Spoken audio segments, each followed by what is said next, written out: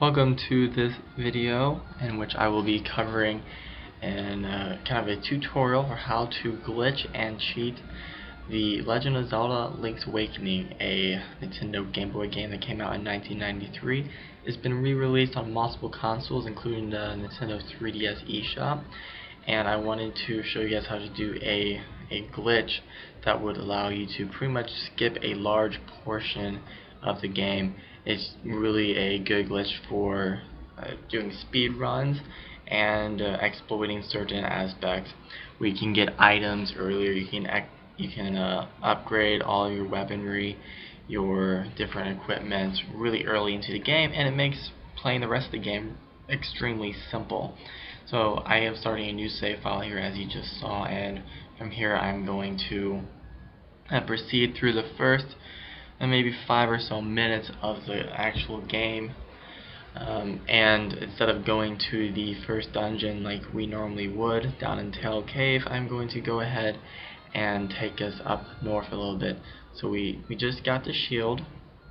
You can use B or A to use your shield, but that's really not going to be relevant all that much in this video tutorial. So I'm going to go ahead now and just exit out of the house, and we're going to proceed to the west. We're going to head down to the shoreline.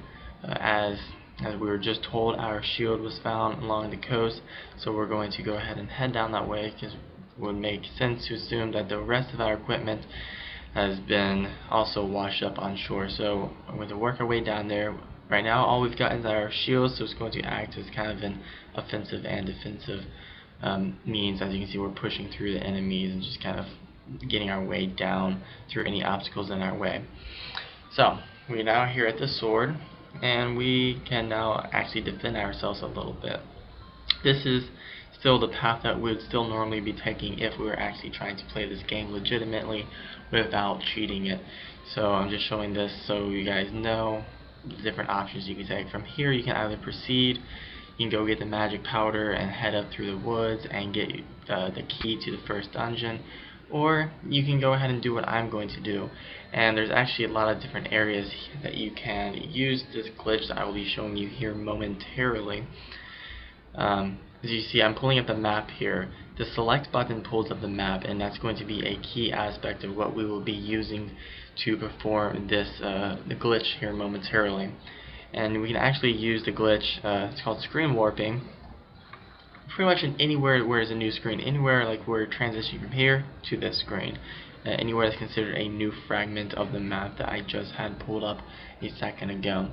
And you can pretty much use the screen warping glitch to get anywhere that you might not have the item or the means of getting over there yet, if there is some kind of way for you to for your character Link to end up where you want to get. Again, pull up the map by pressing select, and when you go through you end up here on this left side.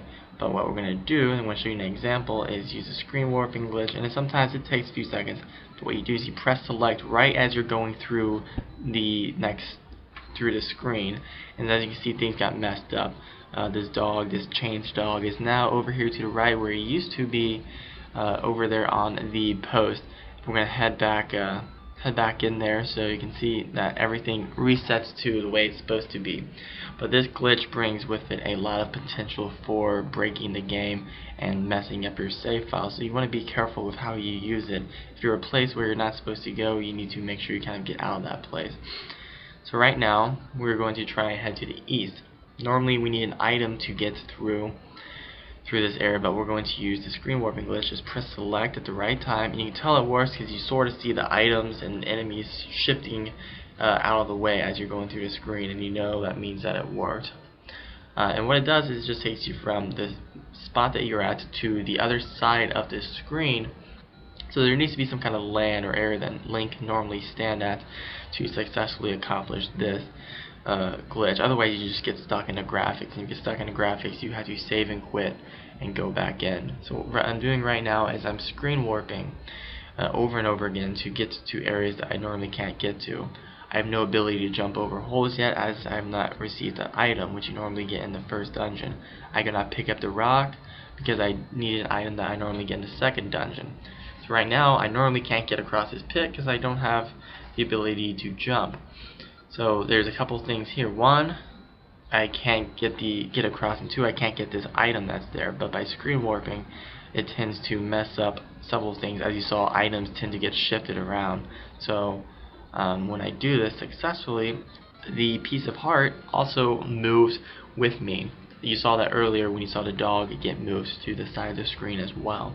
So it's a good way of kind of exploiting and getting items that you normally can't get at that stage of the game, so you can get a lot of heart pieces and power yourself up and just make the game really simple.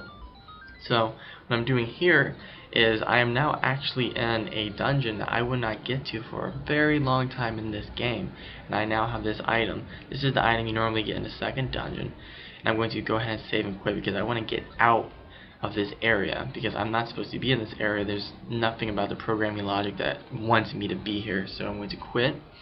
And I'm going to go back in. What I'm going to do is I'm going to go ahead and do the same glitch one more time.